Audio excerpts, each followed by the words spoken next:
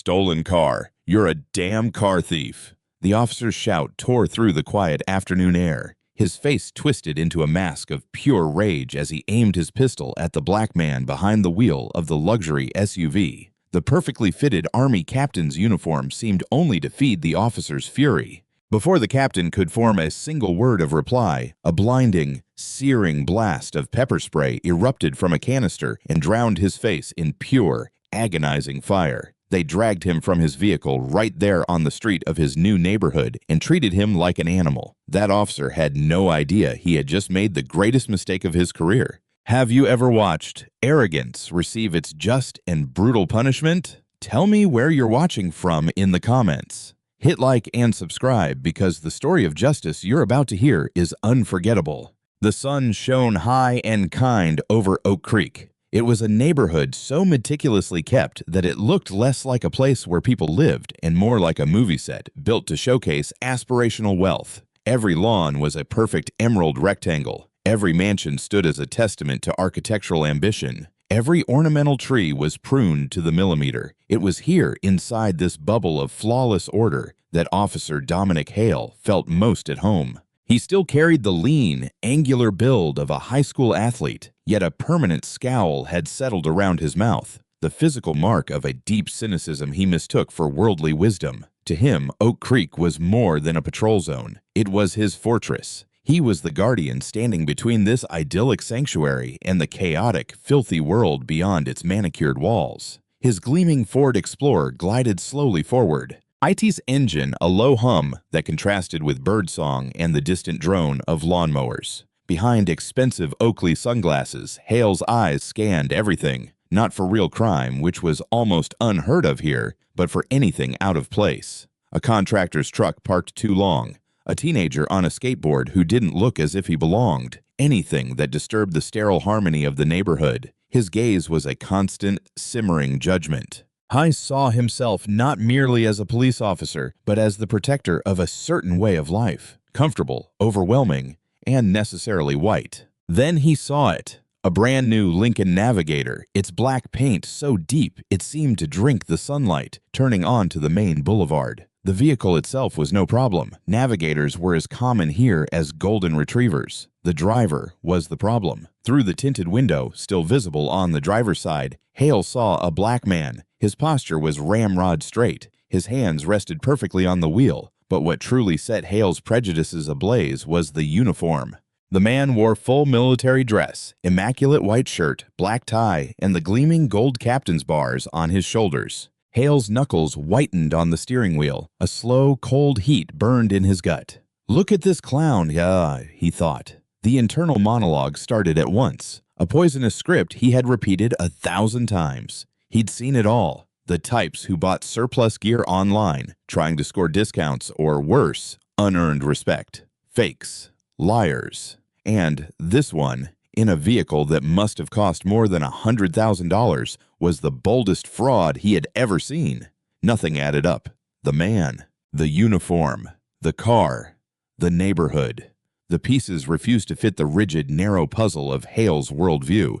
Therefore, something had to be a lie. He slipped in behind the Navigator, keeping deliberate distance, and ran the plates. The results came back almost instantly. Registered to Julian Crow, address only 3 blocks away. The vehicle was clean. No wants, no warrants. A sensible officer would have left it there. A reasonable officer would have assumed the man was exactly who he appeared to be, a military officer who lived in the neighborhood. But Hale was neither sensible nor reasonable. His instinct, an organ poisoned by years of confirmation bias, told him otherwise. The clean registration was simply part of the scam. The car was probably a high-end theft. The plates were cloned. The address was a clever cover. He watched the Navigator signal and turn with fluid, disciplined movements. The driver's motions were precise, economical, nothing like the thugs Hale usually stopped in the city's rougher districts. That very precision irritated him. It felt like a performance, a mockery of the real soldiers Hale held in high, abstract esteem, men who, in his mind, looked a lot more like him. "Too perfect," he muttered inwardly. "It's an act." The Navigator pulled into the driveway of a broad 2-story colonial, the kind of house that had a name rather than just a number.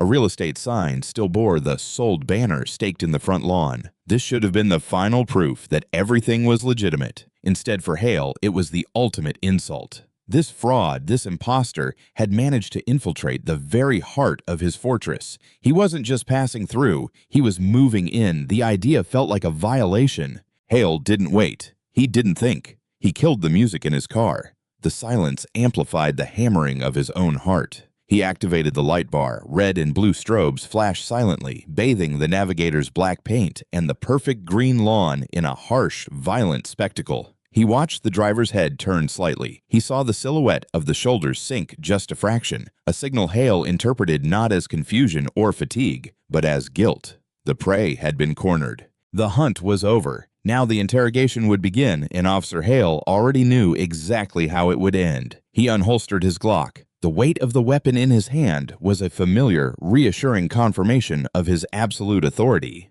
Captain Julian Crow watched the psychedelic dance of red and blue lights fill his rearview mirror and felt a familiar weariness settle into his bones. It was a sensation he had not expected to feel here, in the driveway of his own home. He had just completed an exhausting cross-country drive from his last post in North Carolina to his new assignment at the Pentagon. This house, bought after months of online searching with his wife, was supposed to be the beginning of a new chapter of peace. It was their forever home, a place where their two young daughters would grow up far from the transient life of military bases. He still wore his dress uniform because he had come straight from checking in with his new commanding officer, a formality before his official start date. All he wanted was to walk inside, peel off the immaculate but tight uniform, and feel the simple relief of being home. He shifted the navigator into park and killed the engine. The sudden silence sharpened the frantic, silent flashing of the police lights. In the mirror, he watched the officer approach, not with the cautious professionalism he expected, but with a tense, aggressive stride. One hand rested on the butt of the holstered pistol. 15 years of service, including 2 combat tours in Afghanistan, snapped into place. Stay calm. Keep your hands visible. De-escalate. Crow rested his hands on the steering wheel, fingers spread, the universal signal of non-aggression. Officer Hale reached the window. His face was already a mask of accusation. His reflection in the glass was distorted, his expression pure contempt. "License and registration," he barked, skipping any greeting. "Of course, officer," Crow answered in a calm, steady voice that betrayed none of the frustration rising beneath the surface. "May I ask what the problem is?" He began a slow, deliberate movement toward the glove box. "Keep your hands where I can see them." Hale's voice cracked like a whip.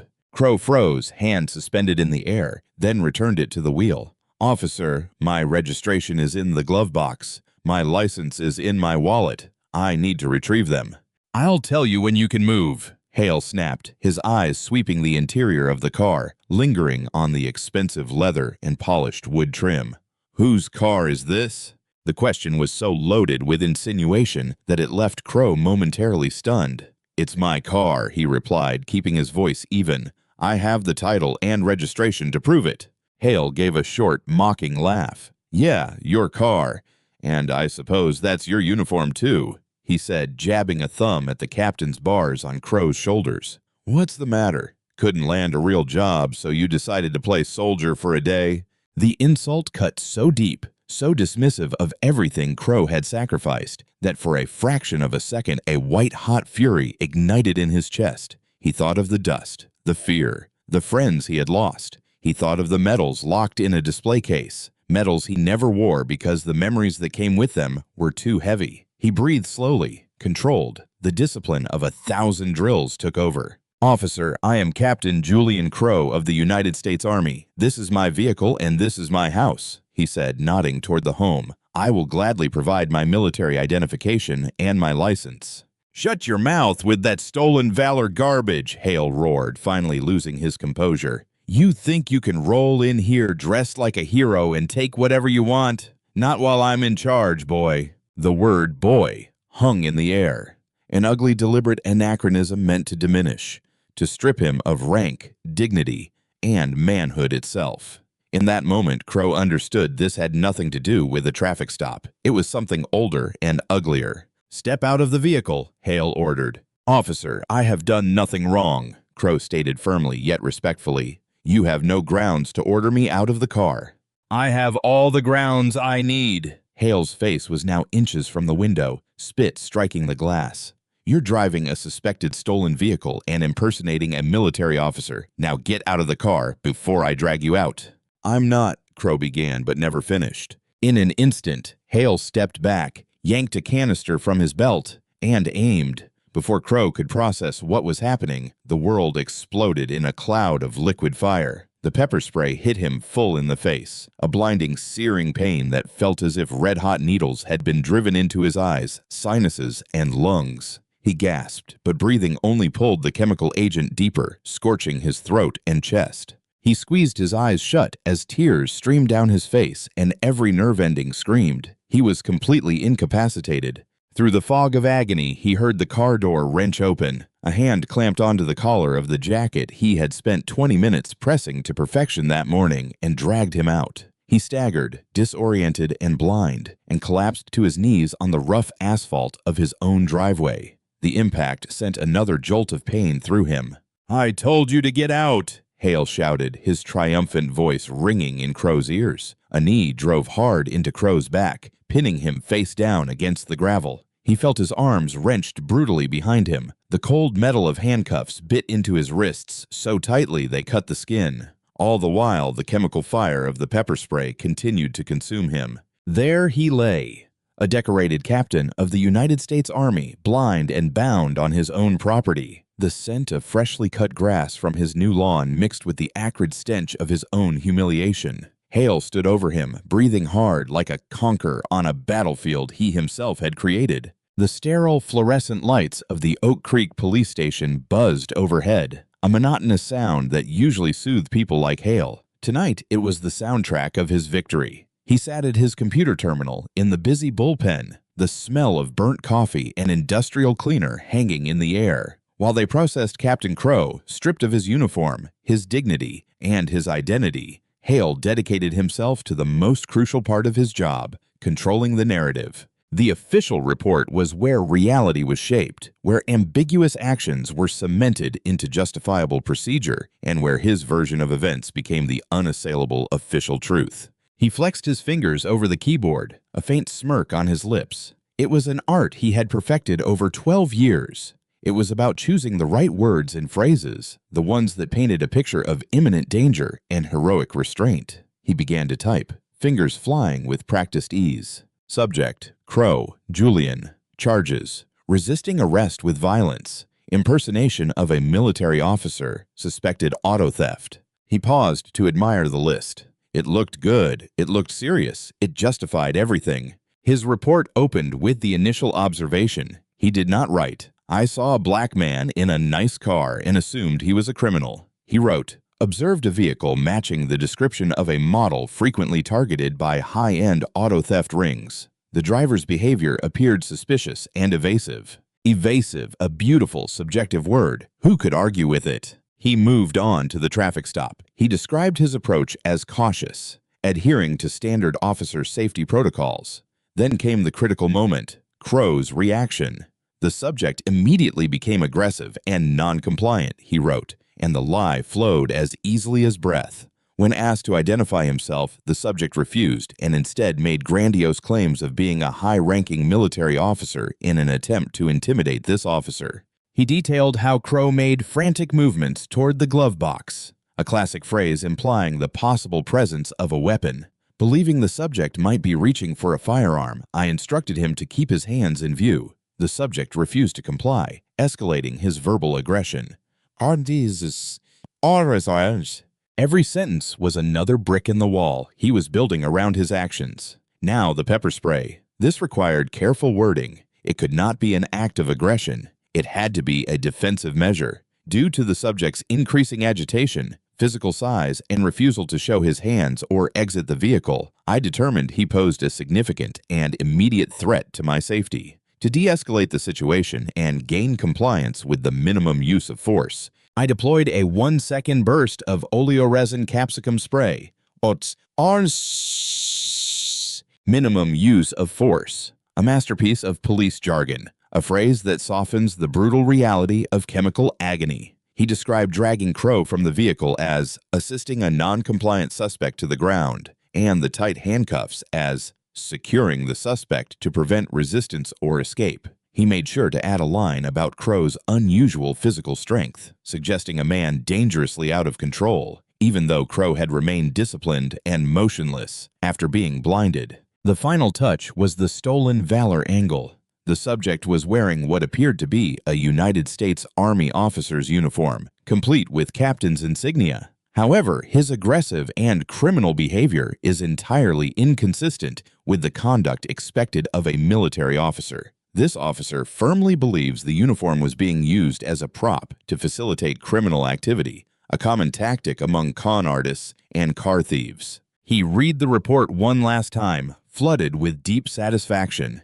It was perfect, a self-contained universe of logic. Every action he had taken was a direct, reasonable response to the suspect's behavior. The report was not merely a document, it was a shield. His sergeant, the prosecutor, and the judge would read it. It would be entered into evidence. It would become the foundation of the case against Crow, a foundation built entirely of lies, yet cemented with the unimpeachable authority of a police officer's sworn statement. He clicked send. The soft click of the mouse echoed in the quiet corner of the bullpen. The report was officially in the system. The narrative was locked. He leaned back in his chair, arms crossed. He believed he had done Oak Creek a great service today. He had identified a threat, neutralized it, and removed it from the streets. He had protected the fortress. The paperwork was done. Another predator was caged, and he, Officer Dominic Hale, was the hero of the story. A story he himself had written, and one he had no doubt everyone would believe.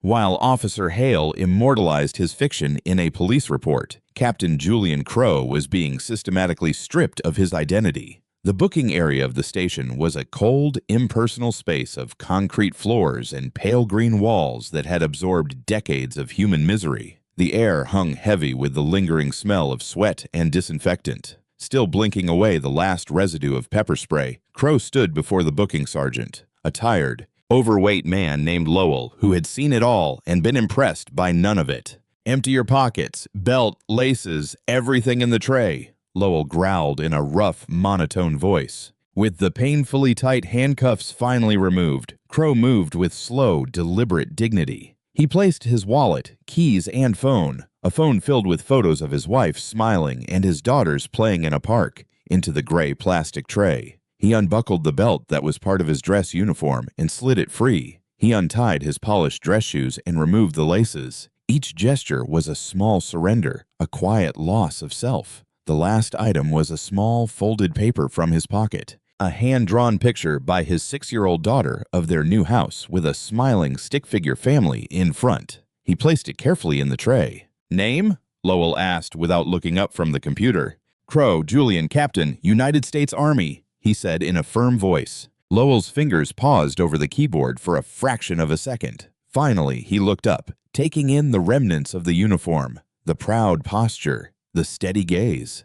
For an instant, a flicker of doubt crossed his face, but the summary of Hale's initial report had already appeared on the screen. Resisting, impersonating an officer, suspected auto thief. His job was not to question the people who made the arrest. His job was to process the bodies. The flicker of doubt vanished, replaced by dull procedure. "Just the name, buddy," he muttered as he typed it in. They fingerprinted Crow, the cold, greasy ink of final humiliation. They forced him to stand for a booking photo while a bright flash illuminated his tired, pain-streaked face against a bare white wall. He stared into the camera, not with the look of a defeated criminal, but with the focused intensity of a soldier memorizing the face of an enemy. He was no longer Captain Crow, decorated officer and family man. He was inmate number 734. Meanwhile, back in his bullpen, Officer Hale was holding court. His younger, more impressionable partner, Officer Trevor Quinn,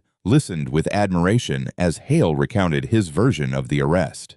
"You should have seen this guy, Quinn," Hale said, leaning back in his chair with an air of satisfaction. Big guy, dressed head to toe like a 4-star general, driving a $100,000 car. The entitlement was rolling off him in waves. "He really tried to say he was a captain?" Quinn asked, shaking his head in disbelief. "Oh yeah," Hale laughed. Gave me the whole "I'm a soldier" routine. I swear these guys watch war movies and think they can get away with it. I saw right through it. You've got to look at the whole picture. The attitude, the refusal to obey. Real soldiers respect authority. This guy had none of that, just pure arrogance.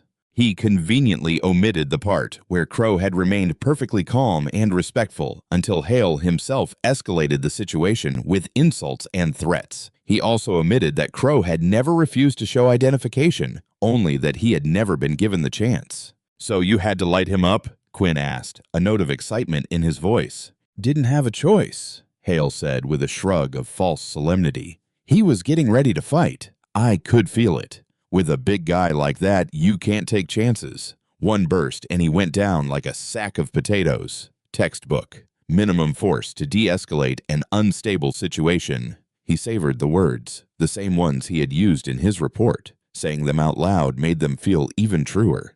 "Good stop, man. Real good stop," Quinn said, nodding enthusiastically. "Another car thief off the streets of Oak Creek." "Damn right," Hale said, clapping him on the shoulder. "We're the thin blue line, buddy. We're the only thing standing between those perfect lawns and the animals that want to tear them apart. This thug today thought he could put on a costume and infiltrate our neighborhood. He learned a hard lesson." Hale's gaze drifted across the bullpen toward the short hallway that led to the cells. He couldn't see Crow, but he could imagine him in one of those concrete boxes, stripped of his fake uniform, his stolen car impounded, his arrogance shattered. In Hale's mind, the world had been set right. Order had been restored. He took a long sip of his now cold coffee. The taste was bitter, but to him it tasted like justice. He had no way of knowing that in one of those concrete boxes, inmate number 734 was not broken. He was patient. He was thinking. And he was about to make his one phone call. The cell door clanged shut with a metallic finality that echoed through the small, desolate space. The cell was a cube of concrete and despair, containing only a single metal bench bolted to the wall. The air was cold and stale. For Captain Julian Crow, however, the environment was merely a distraction. He had endured far worse in the deserts of Afghanistan. He sat on the bench, not with the slumped posture of a defeated man, but with the upright discipline of an officer. He closed his eyes, filtering out the sounds of the station. Distant ringing phones, murmured voices, the jingle of keys. He focused on his breathing, a steady rhythmic cadence that slowed his heart rate and cleared his mind of anger and humiliation. This was not a street fight. It was a battle of another kind. One fought not with weapons, but with procedure, protocol, and influence. Officer Hale believed he had won by using brute force. Crow knew the real fight had not even begun. He was now operating in a hostile environment behind enemy lines. The first step was to establish communication with his own chain of command. Sometime later, a guard appeared at the bars. "Crow, you get one call. Make it count." Crow was escorted to a small alcove where a metal payphone was bolted to the wall. Nearby hung a list of bail bondsmen and public defenders. The guard watched, expecting him to call a loved one in desperation or an attorney from the list. Crow ignored it. He lifted the receiver, cold and greasy to the touch, and dialed from memory a 10-digit number. It was a number given to him for emergencies, a number that did not lead to a conventional switchboard. The phone rang twice before someone answered. Yes. The voice on the other end was clipped, professional, instantly unrecognizable as anything casual. "Eagle 1, Crow said in a low, calm voice. He was using a call sign, a prearranged code. It was a signal that this was not a formal call. There was a brief pause. "Eagle 1, this is a surprise report." The tone shifted instantly from informal to alert. "I've encountered a hostile local agent," Crow said, choosing his words with military precision. "Situation is contained, but I am currently non-operational. Location is the Oak Creek Police Station, Suburban District." He was giving facts, not emotions. He was reporting his status as a compromised asset. "Hostile agent," the voice repeated, a sharp concern cutting through the calm. "Are you injured?" "Minor injuries. Pepper spray. Does not require medical attention at this time," Crow reported. "Primary issue is a local protocol failure. False pretenses of engagement. The narrative has been compromised by the opposing force." He was describing his arrest and Hale's fabricated report in the detached language of an after-action report. Understood, the voice said.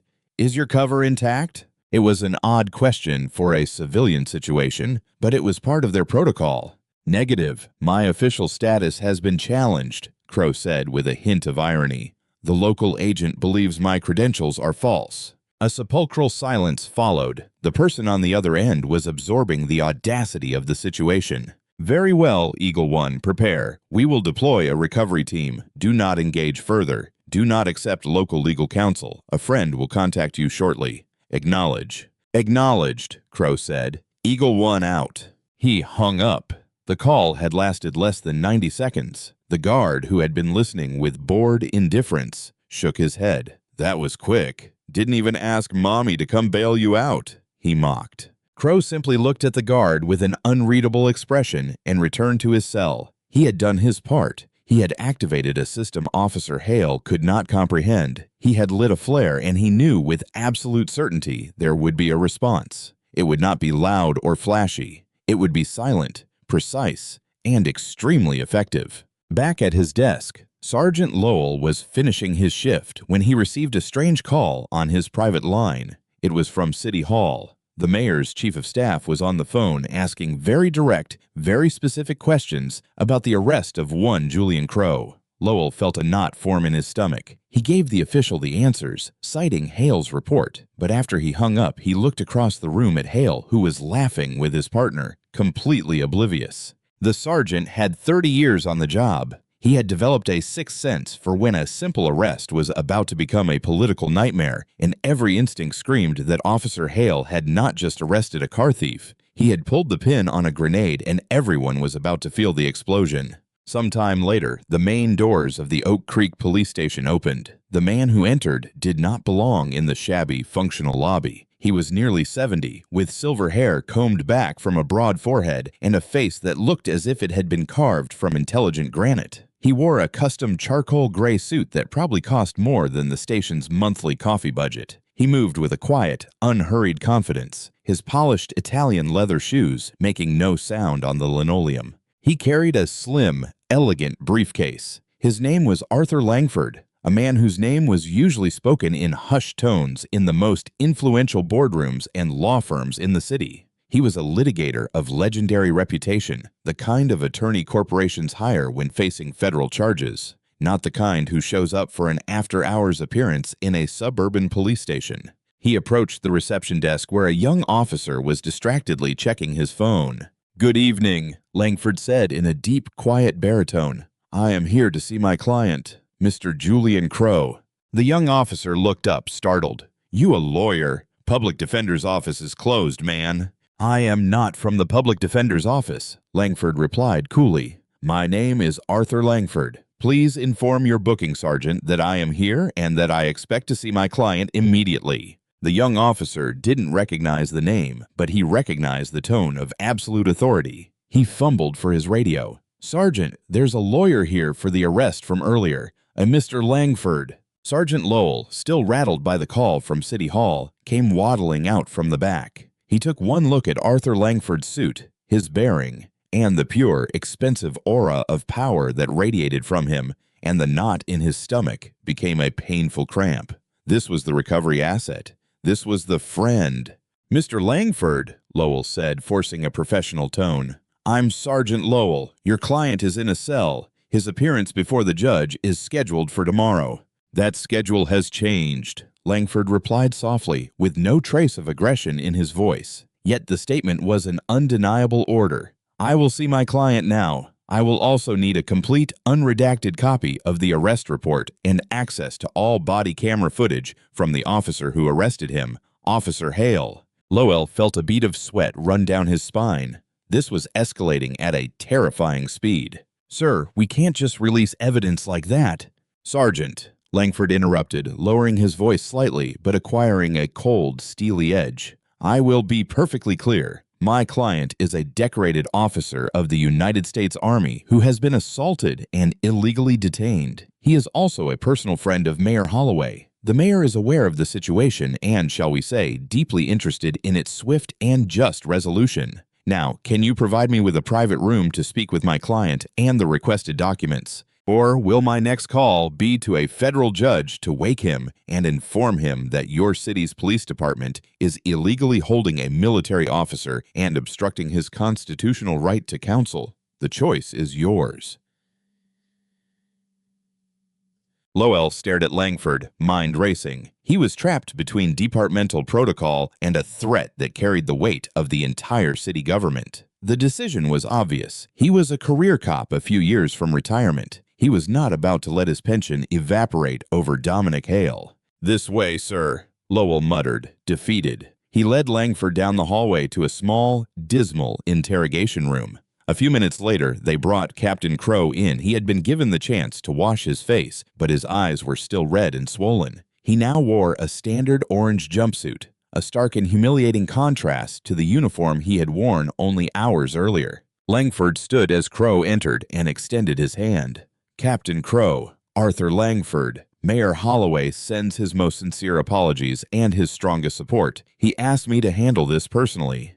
"Arthur," Crow said, shaking his hand firmly, "thank you for coming. The situation is not optimal." "That's the understatement of the year," Langford said with a faint smile. "I've read the preliminary report. It's a work of fiction worthy of a prize. Now tell me everything. Don't leave anything out." As Crow began to recount the events, from the moment he saw the flashing lights in his rearview mirror, Officer Hale happened to walk past the interrogation room. He glanced through the small mesh window and saw the scene inside. He saw the navigator Thug, now in an orange jumpsuit, sitting across from a man in a suit so sharp it could cut glass. A flicker of confusion, the first crack in his facade of confidence, appeared. Who was this guy? A bondsman?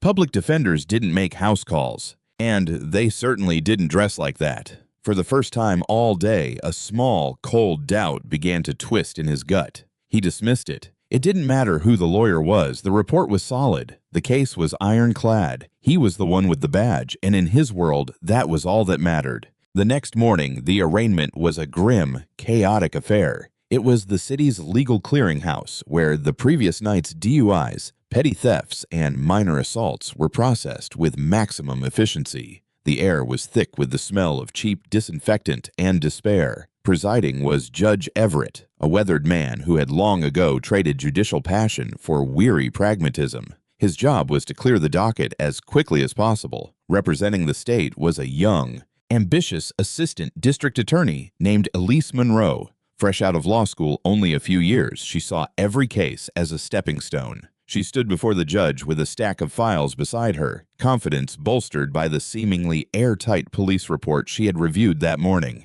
When case number 27, The People versus Julian Crow, was called, she stepped forward with purpose. On the other side of the room, Captain Crow stood beside Arthur Langford. Crow was dressed in civilian clothes, a simple polo and trousers brought by Langford's assistant, but he still wore the orange plastic jail sandals. Despite the indignity of his situation, his posture was perfect, his expression calm and resolved. He looked less like a defendant and more like an observer. "Your Honor," Monroe began in a clear, rehearsed voice, "the people present 3 charges against the defendant, Mr. Crow: resisting arrest with violence, a felony, impersonation of a military officer, and suspected auto theft. The facts of the case are clear and alarming."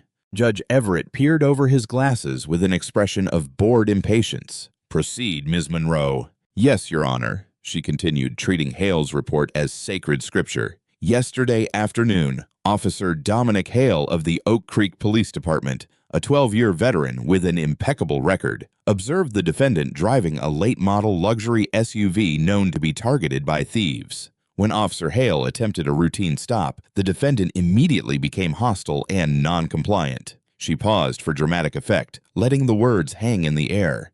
"He falsely claimed to be an Army captain, a clear case of stolen valor, likely in an attempt to intimidate the officer. When ordered to exit the vehicle, he refused and made aggressive, frantic movements, forcing Officer Hale to deploy his pepper spray and physically subdue the defendant to ensure his own safety and that of the public."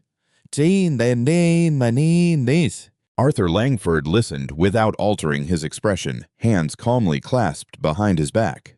"Your Honor," Monroe continued, raising her voice with righteous indignation, This was a dangerous and volatile situation handled with textbook professionalism by Officer Hale. The defendant's actions demonstrate a clear disregard for the law and the authority of law enforcement. Furthermore, he has no ties to this community. The address he provided is recent, suggesting he is a transient. Given the severity of the charges and the defendant's clear lack of respect for authority, the state believes there is a high risk of flight. We request that bail be set at $100,000.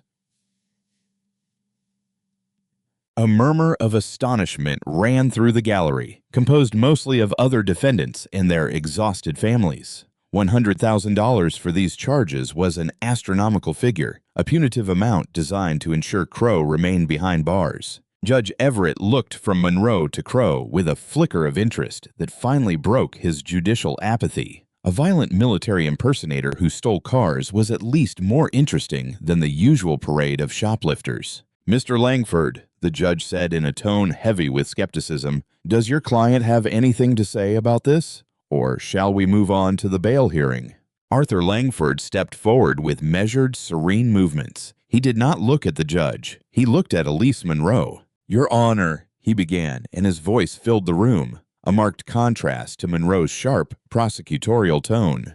It is a rare and disturbing occasion when this court is confronted with a narrative so completely divorced from reality. The assistant district attorney stands before you, armed not with facts, but with a work of fiction written by an officer who, on the day in question, committed a series of serious crimes. Monroe shot to her feet. "Objection! Counsel is testifying and making unfounded accusations as against a decorated officer."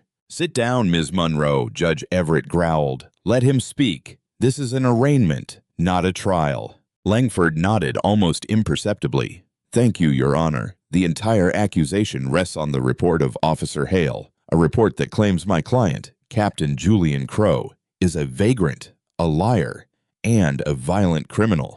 The prosecution requests $100,000 bail based on this fantasy. Well, Your Honor, I would like to introduce you to the real Captain Julian Crow." He turned slightly, gesturing toward his client. The stage was set. The prosecution, confident in its story, had just made its first bet. Arthur Langford, holding a royal flush, was about to call the bluff and raise the stakes to an unimaginable level. Langford let the silence linger for a moment, drawing the attention of Judge Everett. "Your Honor," he continued in an authoritative yet serene voice, "the state claims my client has no ties to this community. That is false. Captain Crow and his family have just purchased the home at 427 Willow Lane in Oak Creek. Here is a copy of the deed." He withdrew a document from his briefcase and handed it to the bailiff, who passed it to the judge. "He is not a transient. He is a new homeowner, a new taxpayer, and a new neighbor." Judge Everett frowned at the deed. "The state alleges my client is a flight risk," Langford continued, his tone growing sharper. "This is a man who has served his country for 15 years. He is a graduate of West Point. He has completed 2 tours of duty in Afghanistan. He received the Bronze Star for valor and the Purple Heart for wounds sustained in combat. Flight risk, Your Honor. Captain Crow's entire life is a testament to facing his obligations with courage, not fleeing from them. Here is a summary of his decorated service record, along with letters of recommendation from 3 different generals.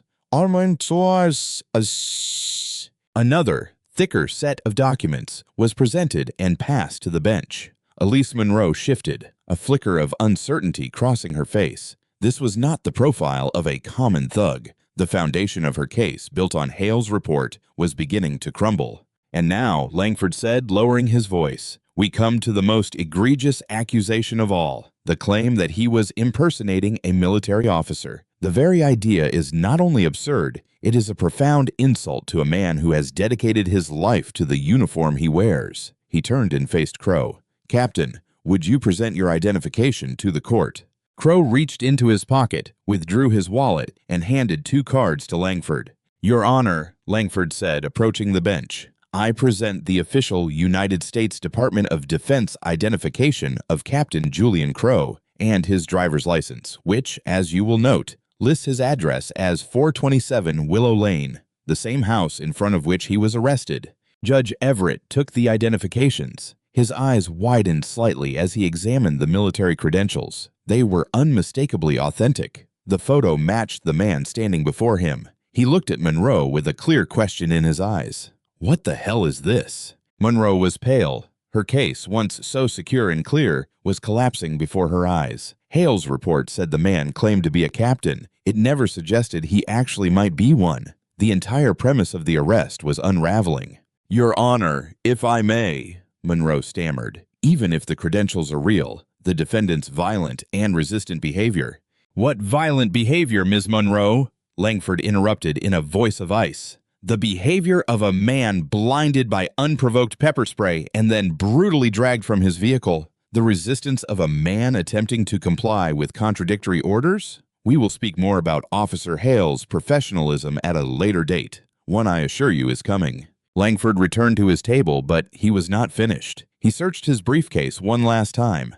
"Your Honor, there is one final piece of correspondence I believe is relevant to the question of my client's character and his standing in this community." He held up a folded letter embossed with the official city seal. "This is a personal letter addressed to Captain Crow. I will read a brief excerpt if the court permits." Judge Everett, now fully absorbed, nodded. "Proceed." Langford unfolded the letter. "David," he began, then corrected himself with a smile. "Julian, Laura and I are delighted to finally have you back in the city and are eager to see the new house. You have served this country with honor for so long. It was time you had a place to truly put down roots. Next Saturday, we're having a barbecue and everyone is expected. Your daughters will love the pool. Glad to have my best friend home. Signed, Mayor Garrett Holloway." The name dropped into the silent courtroom like a heavy weight. Elise Monroe felt the blood drain from her face. She had just stood before the court and, on behalf of the city, accused the mayor's best friend of being a violent, car-thieving imposter and demanded a $100,000 bail. It was a career-ending mistake.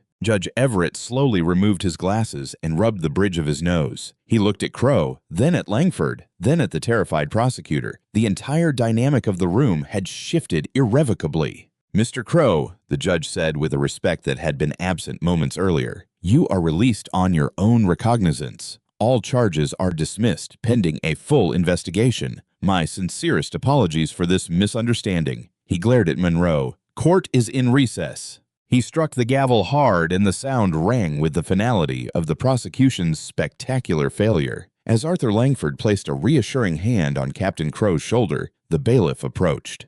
"Captain Crow," he said quietly, "the mayor is on the phone for you." Officer Dominic Hale walked confidently into the Internal Affairs Division with the undeserved assurance of a man who believes the system is designed to protect him. He had been summoned by a sterile email for what he assumed was a routine procedural interview about the arrest of Julian Crow. In his mind, it was a formality. The charges had been dropped, yes, but that happens sometimes. Rich people hire clever lawyers who know how to work the system. That did not change the facts as he had written them. He expected a few easy questions, the chance to reiterate the heroic narrative of his report, and then a figurative pat on the back for his proactive police work.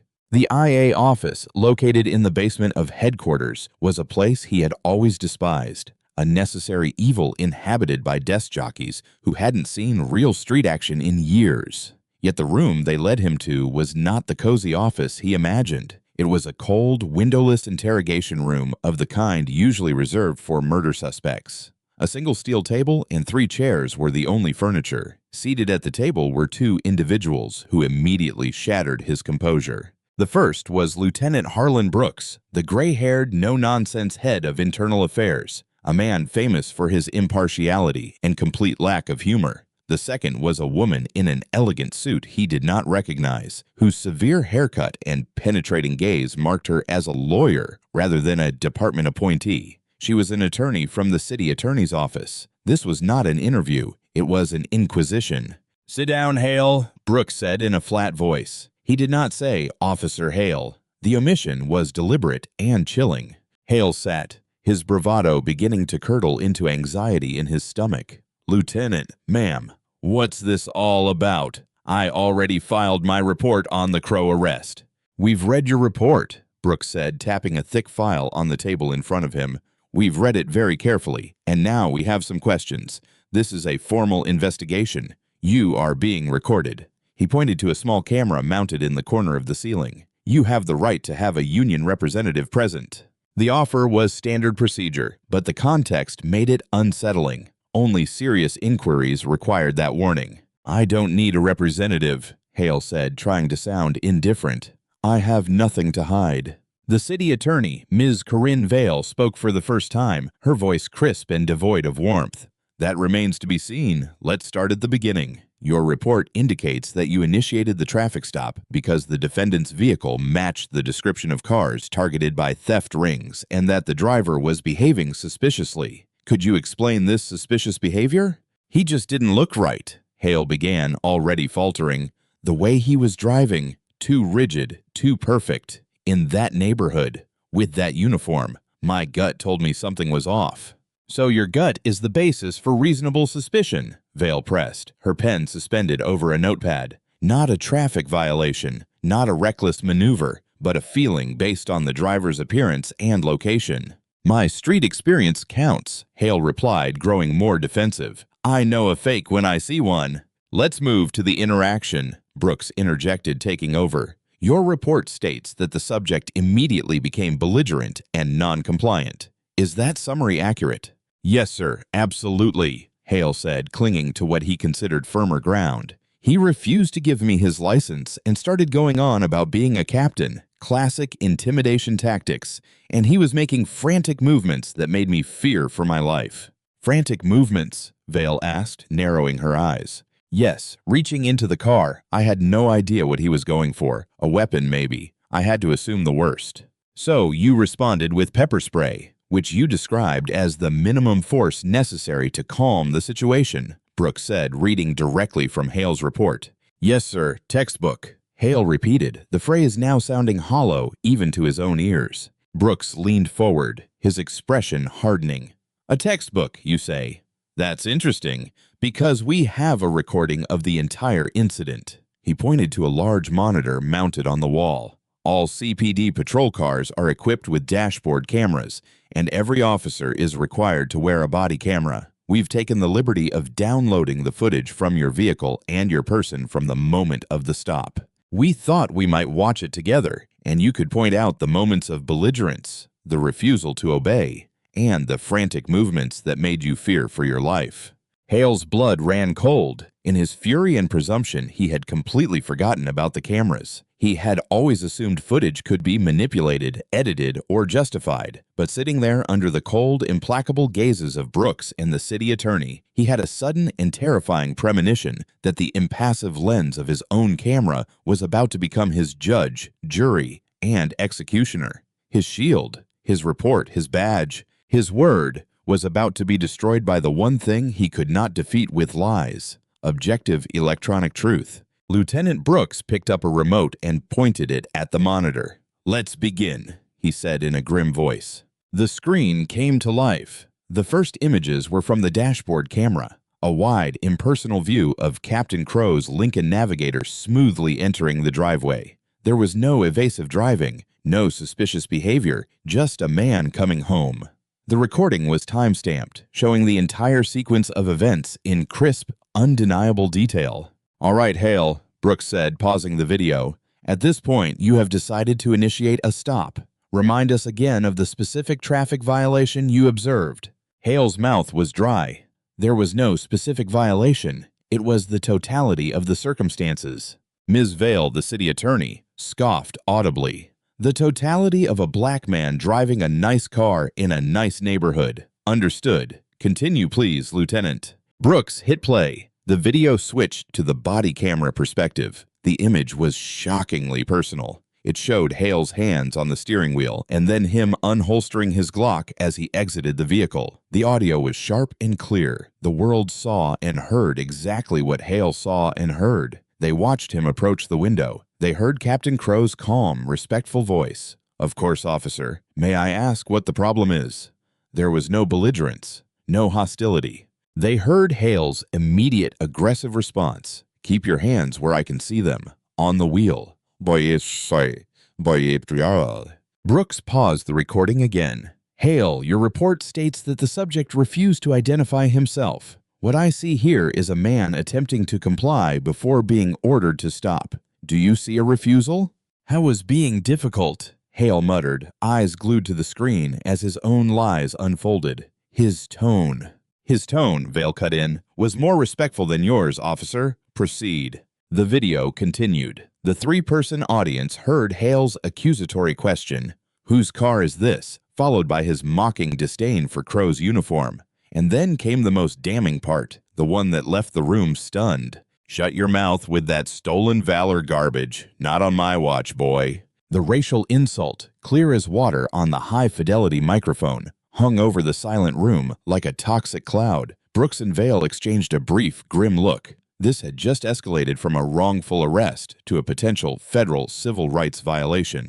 Hale visibly shrank in his chair, a thin sheen of cold sweat on his forehead. They watched as Crow, even after being insulted, maintained his composure. They watched as Hale ordered him out of the vehicle without cause. They heard Crow's legally correct statement, "Officer, I have done nothing wrong. You have no grounds to order me out of my car." "Did he, Hale?" Brooks asked in a dangerously quiet voice. "Did you have probable cause to order him out of that vehicle?" Hale could not answer. He could not. Brooks hit play one final time. The camera's perspective lurched as Hale stepped back and drew his pepper spray. The recording captured the entire unprovoked assault, the orange cloud erupting, Crow's gasp of pain, Hale yanking the door open and dragging the blinded man onto the asphalt. The camera recorded every grunt, every scrape of clothing against the ground, every click of the handcuffs. It was brutal, horrifying, and unequivocally illegal. Brooks turned off the monitor. The screen went black, but the images remained burned into the minds of everyone present. The silence was dense and suffocating. "Let's review," Ms. Vale said. "The footage shows no suspicious driving. It shows that the victim, Captain Crow, was calm and compliant. It shows that you, Officer Hale, were aggressive, unprofessional, and used a racial slur. It shows that you ordered him out of his car without cause. It shows that you used a chemical agent against a seated person who posed no threat. And it shows you violently arresting a man who at that moment was completely incapacitated. Does that seem accurate to you?" Hale stared at the blank screen. His world was collapsing. The camera had not only recorded the event, it had recorded his character. It had shown the truth behind the carefully constructed facade of the heroic officer. The impassive eye of the lens had seen everything, and now so had his superiors. Lieutenant Brooks leaned across the table, his face hard. "Dominic, your report is a fiction, a fabrication designed to cover up a criminal assault. You didn't just arrest the mayor's best friend, you assaulted a decorated war hero on his own property. And you did it because you're a biased abuser. You lied on an official document to cover your tracks. That's perjury. It's a felony." He stood. "Officer Hale, surrender your badge and your service weapon. Effective immediately, you are suspended without pay, pending a criminal investigation. You have the right to remain silent." As Brooks recited the Miranda warning, the same words Hale had once muttered with contempt over Crow, the crushing weight of his actions finally settled on him. He had not merely lost his temper, he had lost everything. The press conference was called on the steps of City Hall. The area was a chaos of news vans, reporters, and camera operators all competing for position. The story had broken that morning and spread like wildfire. A decorated Army captain and personal friend of the mayor had been assaulted and wrongfully arrested by an Oak Creek police officer. It was a political firestorm, and Mayor Garrett Holloway was about to step into the center of it. Mayor Holloway was a formidable figure, a former prosecutor known for his sharp intellect and even sharper tongue. He was also a man of fierce loyalty. As he mounted the podium, his face was grim, his jaw set like concrete. He was not there as a politician trying to manage a crisis. He was there as a man burning with rage over what had been done to his friend. Standing just behind him, out of the direct line of the cameras but visibly present, was Captain Julian Crow, dressed in a simple but dignified suit, accompanied by his wife Lila. His presence was a silent, powerful statement. "Good afternoon," the mayor began, his voice resonating through the microphones and silencing the crowd instantly. "I do not normally address the details of an ongoing police investigation, But what happened in Oak Creek was not a matter of police procedure. It was a scandal. It was a stain on the badge that every good officer in this city wears with honor, and it will not be tolerated. He paused, scanning the sea of reporters. Captain Julian Crow, a man who has served this nation with distinction for 15 years, a man who has shed blood for the freedoms we all enjoy, came home. He arrived in a city he loves, to a house he and his wife bought to raise their family. And on his own property, he was not met with a welcome. He was met with suspicion, intolerance, and unprovoked violence at the hands of one of our own police officers. A wave of murmurs ran through the press. The mayor did not mince words. "I have seen the body camera footage," Mayor Holloway continued, his voice laced with cold fury. "I have watched a calm, respectful man subjected to insults, racial slurs, and a brutal physical assault by an officer completely out of control. I have read the official report filed by this officer, a report I can only describe as a total and absolute fabrication designed to cover up a criminal act. This officer did not act to protect the community. He acted as an abuser and a bigot." He leaned into the microphones. "Therefore, effective this morning, Officer Dominic Hale has been suspended without pay. I have spoken personally with the district attorney, and I can confirm that her office will be filing felony charges against him, including assault, perjury, and official misconduct. Additionally, I have contacted the United States Department of Justice and formally requested that their Civil Rights Division open a federal investigation into this incident." Reporters erupted in a flurry of shouted questions. The mayor raised a hand to silence them.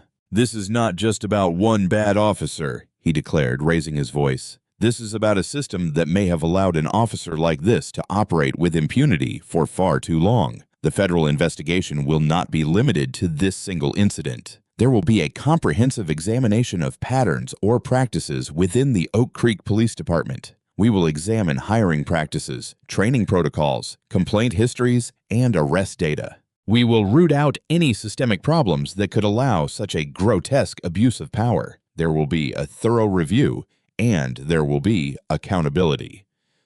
All right. Then he turned and looked directly at Captain Crow. His expression softened from anger to one of deep respect and apology. "Julian," he said, his voice now charged with emotion, "on behalf of the city I lead, I am deeply sorry. What happened to you is a disgrace to all of us. We are better than this, and I will dedicate every ounce of my political capital to ensuring it never happens again." He turned back to the cameras for his final statement. "I want to be clear to every citizen of this city and to every officer who wears our uniform. The badge is a symbol of public trust. It is not a license to harass, intimidate, or impose personal prejudices. If you abuse that trust, we will find you, we will expose you, and we will prosecute you to the fullest extent of the law. This city will not be a refuge for intolerance, not on my watch." With that, he stepped away from the podium, placed a hand on Crow's shoulder, and led him and his wife back into the sanctuary of City Hall, leaving the press in a frenzy. The message had been delivered loud and clear. This was not merely about obtaining justice for one man. It was about declaring war on the culture that had created an officer like Dominic Hale. The mayor's anger had been unleashed, and the aftershocks were about to tear through the Oak Creek Police Department. The federal investigation that descended upon the Oak Creek Police Department was not a gentle inquiry. It was a full-scale forensic audit of the department's soul, led by 2 seasoned prosecutors from the Department of Justice's Civil Rights Division. A team of investigators and data analysts set up a command post in a rented downtown office and began the meticulous task of combing through a decade of OCPD records. The department was compelled by federal subpoena to turn over everything: personnel files, internal affairs complaints, arrest reports, use of force data, dashboard camera footage, and dispatch logs.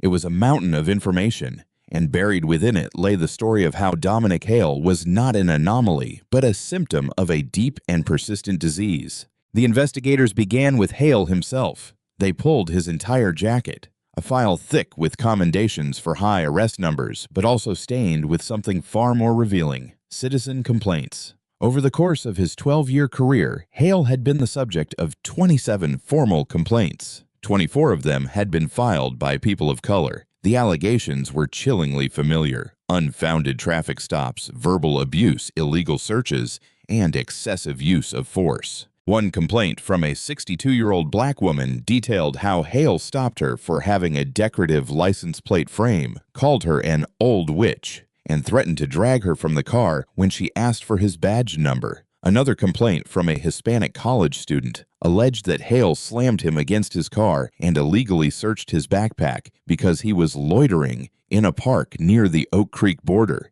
In every one of these 27 cases, the outcome was the same. Complaint unfounded, officer exonerated. It turned out the internal affairs process was a closed loop, a system designed to protect officers, not to police them.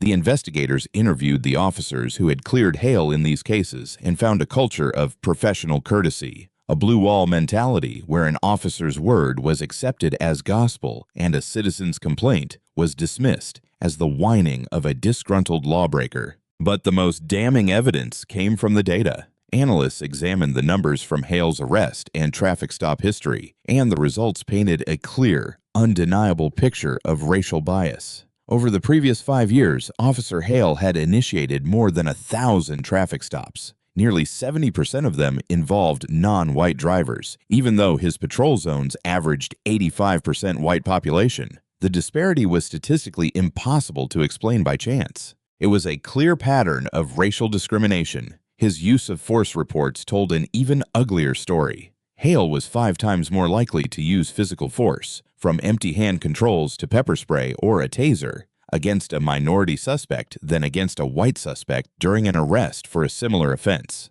The poison of his prejudice was not only in his head, it was in his hands, in his actions, in the pain he disproportionately inflicted on people whose skin was different from his own.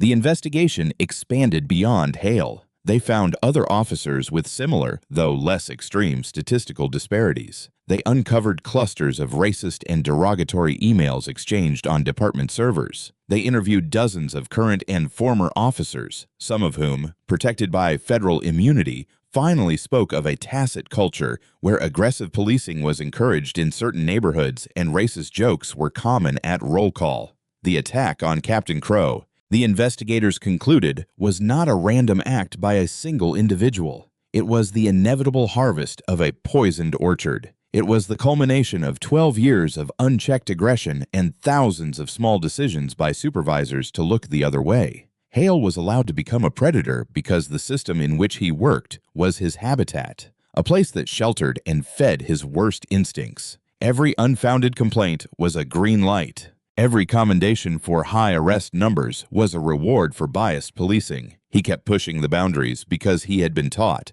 again and again, that for him there were none. When the final Department of Justice report was released months later, it was a bombshell. It detailed not only Hale's history, but the systemic failures that enabled him. It demanded a complete overhaul of the department's use of force policies, bias training, and, most importantly, its internal affairs and citizen complaint processes. The pattern of poisoning had been exposed, and now the long, painful process of finding an antidote had to begin. For Dominic Hale, however, his individual reckoning arrived much sooner. The trial of Dominic Hale began on a cool autumn morning. Media attention was intense, and the courtroom was packed every day. This was more than a simple assault trial. It was regarded as a referendum on policing itself. Hale, now a civilian, sat at the defense table. He was a shadow of his former self. His arrogance had vanished, replaced by the pale, anxious look of a man watching his life dismantled piece by piece. His attorney, a public defender who seemed perpetually overwhelmed,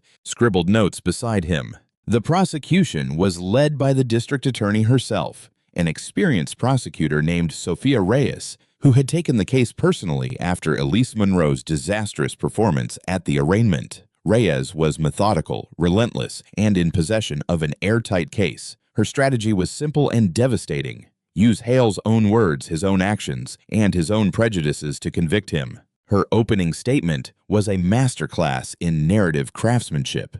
This is not a case about the difficult split-second decisions police officers must make every day. She began in a calm, firm voice as she addressed the jury. This is the case of a man who saw what he wanted to see, not what actually existed. He saw a black man in a luxury car and saw a criminal. He saw a uniform and saw a costume. He did not see a homeowner. He did not see a husband and father. He did not see a war hero. This case is about the abuse of a sacred trust and the violence that followed. The prosecution's first witness was Sergeant Lowell, the booking sergeant. Reyes had him explain to the jury the standard booking procedure, establishing the impersonal and humiliating nature of the process. He testified about the call he received from City Hall and how it immediately raised his concern about the arrest.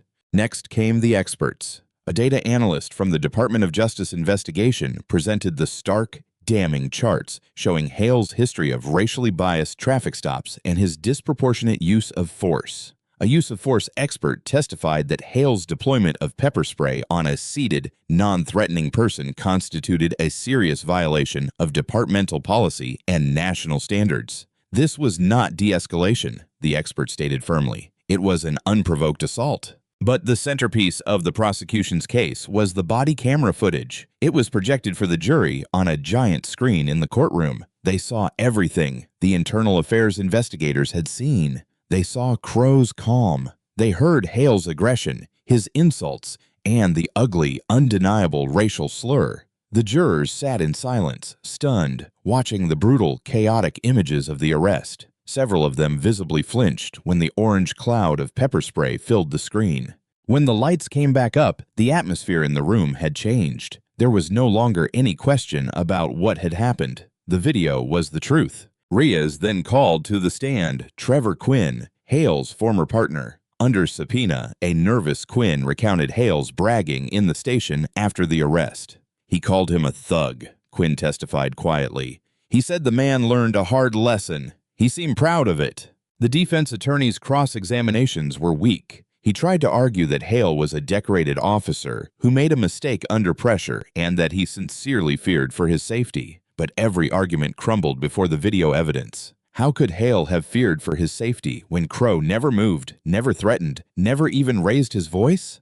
Throughout the proceedings, Hale sat with an ashen face. He watched the jury, searching for a single compassionate glance, but found only cold disapproval. He was trapped. The lies he had told in his report, the narrative he had so carefully constructed, had been systematically demolished, brick by brick. The prosecution used his own report against him, showing the jury the official document and then playing the section of video that directly contradicted it. It was a masterful and brutal strategy. The report that had once been his shield was now the very proof of his criminal attempt to deceive. Reyes rested her case. She had built a fortress of evidence around Dominic Hale, a prison of his own making. Now only one person remained to be heard. The victim, the quiet man whose honor and dignity had been so brutally attacked. The prosecution was about to call its final witness, Captain Julian Crow. The prosecution calls Captain Julian Crow to the stand. A hush fell over the courtroom as Crow rose from his seat in the gallery. He walked to the witness stand with the same steady discipline he had used 1,000 times on parade grounds and in command briefings. He wore a simple dark blue suit, yet he moved with an authority that seemed to transcend clothing.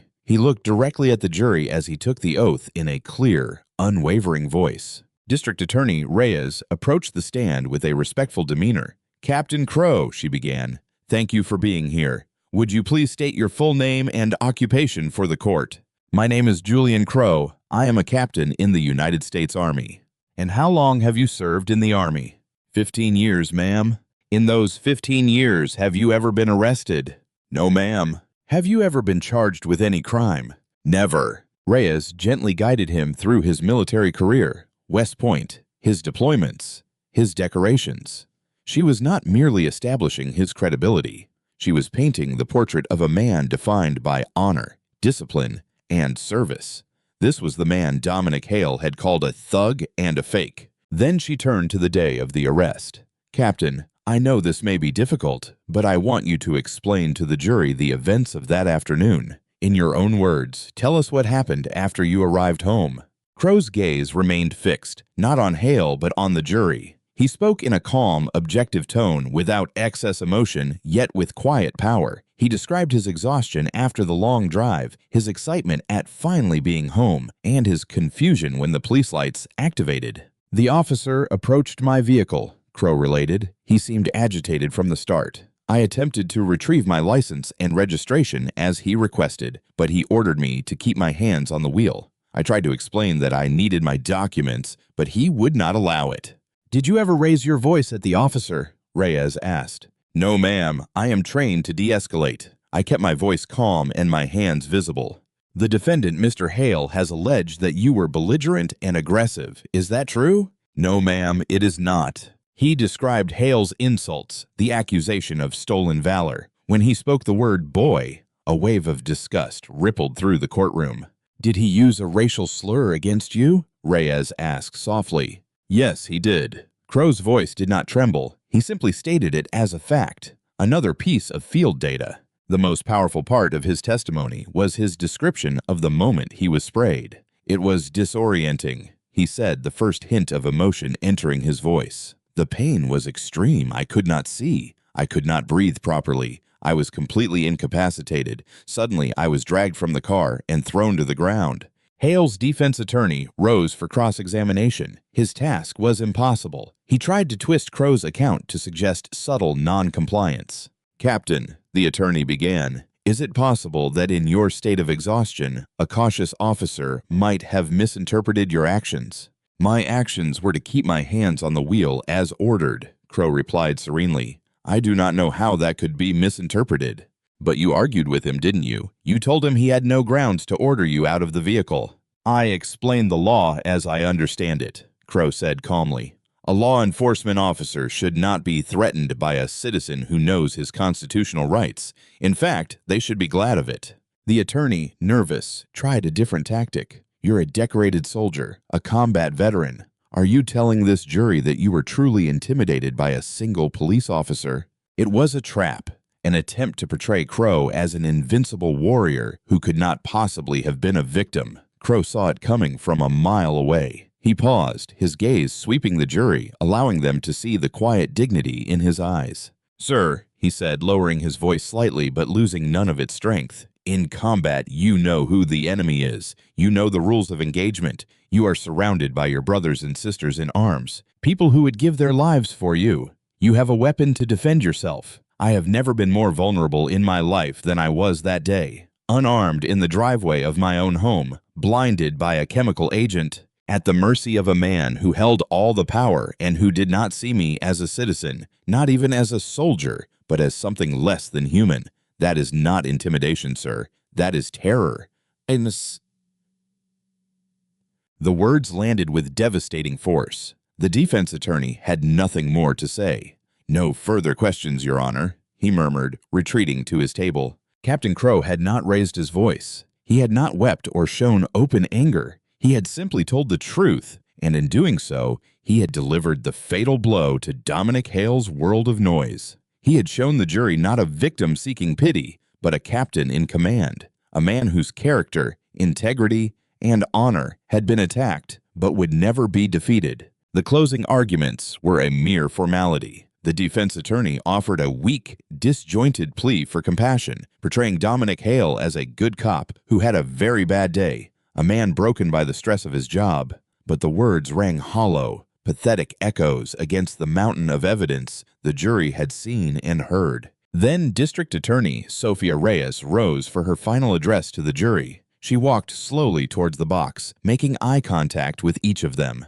"For 3 days," she began, her voice filled with a quiet, justified anger, "we have been in the presence of 2 men who wore uniforms on the day in question. One of them, Captain Julian Crow, wore a uniform that represents honor, sacrifice, and dedication to the highest ideals of our nation. The other, Dominic Hale, wore a uniform that represents trust, protection, and service to the community. One man honored his uniform, the other man dishonored it." She pointed at Hale. "The defense wants us to believe this was a mistake, an error in judgment. Let us be clear about what it was. It was not a mistake. It was a decision. Dominic Hale decided to see a black man as a threat. He decided to escalate a situation that required no escalation. He chose to use slurs and insults. He chose to use a chemical weapon against a man who posed no danger. He chose to drag a war hero from his car and kneel on his back. And then he made the most damning decision of all. He chose to lie about it, to write a fantasy in an official report, believing his badge would protect him from the consequences. She paused, allowing the weight of her words to settle. The badge is not a shield for liars. The badge is not a weapon for abusers. The badge is a responsibility. And Dominic Hale abdicated that responsibility in the most profound way imaginable. He did not merely attack Captain Crow. He attacked the very principles he swore to uphold. He attacked the trust this community places in its police force every day. Your verdict in this case, she concluded in a firm, convinced voice, will send a message not only to Dominic Hale but to every officer who wears a badge. It will tell them that the law applies to everyone, regardless of their uniform. It will tell them that there is no place for racism or brutality in law enforcement. It will tell them that the truth matters. Hold him accountable for his actions, his lies, and his betrayal. Find him guilty. The jury deliberated for less than an hour. When they returned to the courtroom, their faces were grim and resolved. The middle-aged woman who served as foreperson handed the verdict sheet to the bailiff. The room fell into complete silence as the judge read it. Dominic Hale stood, his knees visibly trembling. On the charge of second-degree assault, how does the jury find? Guilty, the woman said in a clear, firm voice. On the charge of first-degree perjury, how does the jury find? Guilty. On the charge of official misconduct, how does the jury find? Guilty. A quiet gasp ran through the room. Hale swayed, his face ashen. He looked completely destroyed. The judge scheduled sentencing for the following week, but the outcome was already clear. Hale was a convicted criminal. His career was finished. He was about to lose his freedom. A week later, the same packed courtroom reconvened for sentencing. Judge Everett, who had presided over the trial with a grim impartiality, looked at Hale with an expression of deep disappointment. Mr. Hale, the judge began, his voice resonating through the silent room. You took an oath to protect and serve. You violated that oath in every way imaginable. You allowed your personal prejudices to dictate your professional conduct, and in doing so, you shamed your department and endangered the trust between law enforcement and the community. You were not a peacekeeper. You were an aggressor. You were not a guardian. You were a predator. The judge's voice grew colder. Your victim was a man of unblemished character, a man to whom this country owes a debt of gratitude, and you treated him like an animal. The only thing more shocking than your actions was the arrogance of your lies. Therefore, this court must send an unequivocal message that such behavior will not be tolerated. The gavel hung in the air. On the charge of assault, I sentence you to 5 years in state prison. On the charge of perjury, I sentence you to 3 years to be served consecutively. Your conviction for official misconduct will be served concurrently. Mr. Hale, you are sentenced to a total of 8 years in prison. The gavel fell with a deafening crack. It was the sound of the end of a career. It was the sound of a life changed irrevocably. It was the sound of a lie crushed under the weight of the truth. As the bailiffs approached to take the stunned Dominic Hale into custody, Captain Crow watched from the gallery, his wife's hand in his. He felt no joy, no triumph, only a somber, profound sense of relief. Justice, slow and painful, had finally been served. In the months that followed the trial, Dominic Hale's conviction became a catalyst for change that rippled far beyond the walls of a single prison cell. Hale, now inmate number 8824, began serving his 8-year sentence in a medium-security state prison. Stripped of his badge, his authority, and his freedom, he was forced to confront a world where he no longer held control. The man who had judged others by the color of their skin now wore the same uniform as everyone else. His identity was reduced to a number. The ultimate irony was that his status as a former police officer made him a target, forcing him into a constant, persistent state of fear, a fraction of the terror he had so casually inflicted on others for years. His downfall, however, was not the end, but the beginning. The federal oversight of the Oak Creek Police Department, triggered by the scathing Department of Justice report, proved transformative. The former police chief was forced into early retirement and replaced by an external reform-minded successor. The entire command staff was reorganized. The recommendations of the Justice Department report became mandates for the entire department. A new early warning system was implemented for frontline officers who, like Hale, accumulated high numbers of citizen complaints or use of force incidents. The Internal Affairs Division was completely restructured, incorporating civilian oversight to ensure that future complaints would be investigated impartially. Bias and de-escalation training, once a dull annual PowerPoint presentation,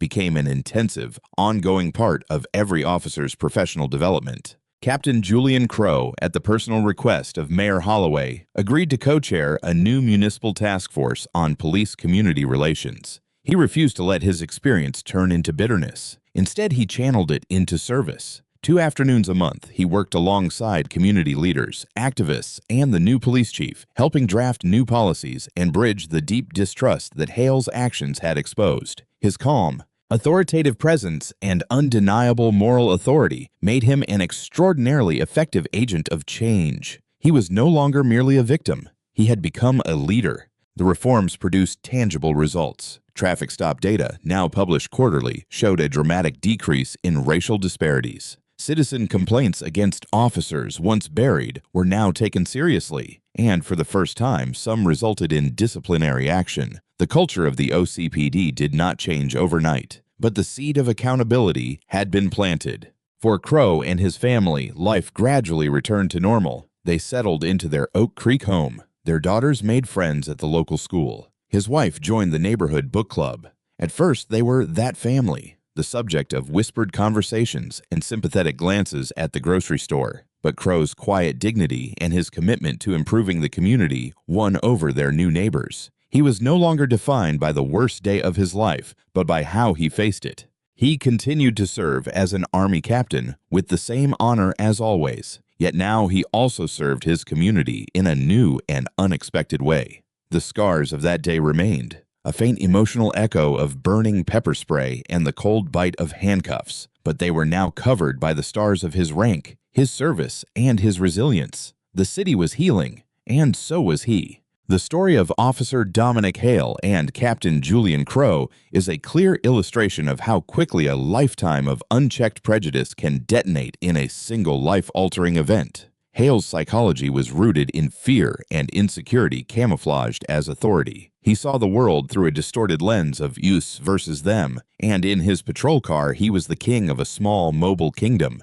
dispensing his own imperfect justice. His actions did not arise from nowhere. They were the product of a system that rewarded aggression and dismissed accountability. Every buried complaint was another brick in the wall of his arrogance, reinforcing his belief that he was untouchable. The outcome could have been different. If Captain Crow had responded with anger, if he had shouted back and physically resisted, he would have tragically validated every one of Hale's prejudiced assumptions. He would have become the violent, non-compliant thug of Hale's report, and the body camera footage would have been used as evidence against him. His victory was not won with force, but with a profound, almost superhuman discipline. He absorbed the injustice without allowing it to break him, trusting that the system, however flawed, could be forced to correct itself when presented with undeniable truth. His restraint was his most powerful weapon. The final message here is one of deep and sometimes painful hope. It is a reminder that a badge must be a symbol of responsibility, not a shield against prejudice.